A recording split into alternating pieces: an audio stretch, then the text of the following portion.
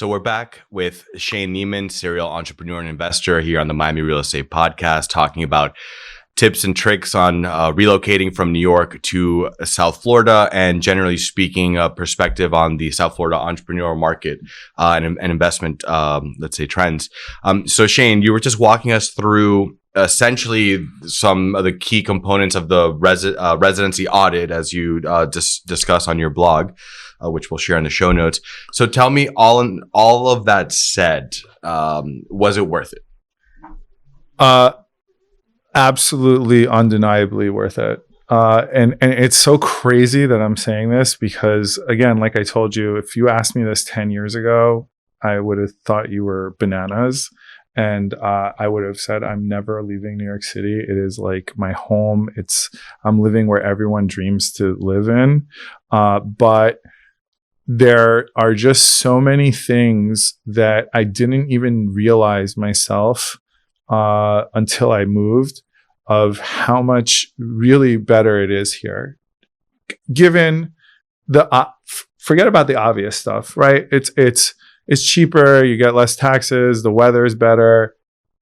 Got it, right? Mm-hmm. But I think a lot of people who live in the city and or have busy lives and have families, they'll kind of relate to this. Is that it gets to a point where you're really not even leaving like the 2-block radius of where you live when you live in the city. If it's inconvenient for you, you're not doing it really. So if you live downtown, you're not like going uptown. If you're coming downtown, you're not going from uptown to downtown. I really wasn't even seeing my friends that much anymore. And when I was seeing them, I was seeing them for a couple of hours late night at like, whatever trendy restaurant where I could barely hear them. And, we were kind of rushing home because, we had a babysitter and we were tired and, all that kind of stuff too. And it was raining outside and, just, it was like, again, it was a schlep, right? And so one of the counterintuitive things here is that, I was really concerned about, first of all, making friends, not seeing my friends, my family. They didn't move with us, right? My in-laws ended up kind of coming here a lot more, but what actually ends up happening is people don't think about it, is that all the New Yorkers come to Miami all the time, right? All the time, all throughout the year, New Year, especially New Year's, right? So what's happening every week? Another one of my friends that knows that I live in Miami, that's from New York, is texting me, calling me, hey, can you hang out? Can you do this? And when they're coming here, right, they're on vacation, right? So they're not like rushing home to their kids, and it's not like 10 o'clock at night. It's, come to my beach, or let's go have lunch, and it's kind of like relaxed. I get to actually spend time with them. When family comes now, it's not just, having dinner with them and then everyone going back to their own house. They come, they stay. We see them for long, extended periods of time. And the quality of time that we're spending with them is much better. That's what we really noticed a lot. That's amazing. I had never really stopped to think about that, but it's like you're almost having a better quality of experience seeing your friends more often, arguably.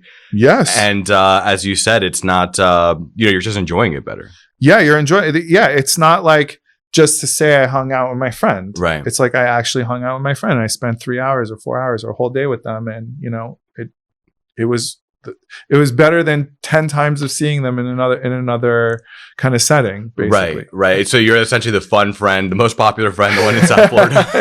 Yeah. Well, we had to cut off like people trying to stay with us right from the beginning, because that was like the biggest thing. And, when you have kids, it's just not really conducive to that. But in any case, we're happy to hang out with our friends, our family when they come. So that's one thing. The other thing that I think, that a lot of people have a misconception of is, it doesn't have culture. It doesn't have the restaurants. It doesn't have these. That's baloney. Okay. Because, Art Basel is here. You have Perez Art Museum. You have the Heat games. You have, a million other things that are like that here.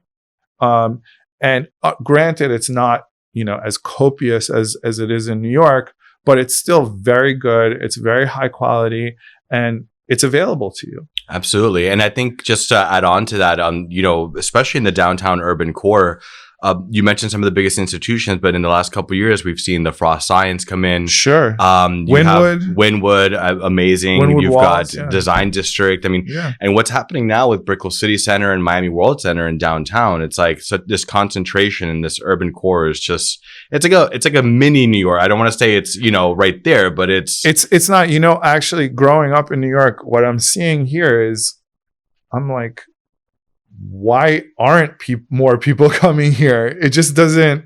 It's just a matter of time. Sure, it's build it and they will come. An education process. Yeah, it just takes somebody coming and say, "Oh wow, I haven't been here in a few years, and this thing's really changed." Yeah, well, especially Brickell City Center and Wynwood and those areas. It's just completely. It's what happened to Brooklyn basically in New York, and now Brooklyn's more expensive than all of Manhattan. So parts of Brooklyn are more expensive than all parts of Manhattan, which was unfathomable 10 years ago. Mm-hmm. I mean, you just really wouldn't think that.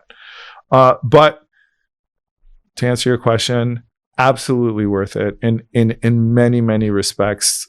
And it's kind of one of those things that you really won't realize how worth it is until you actually do it.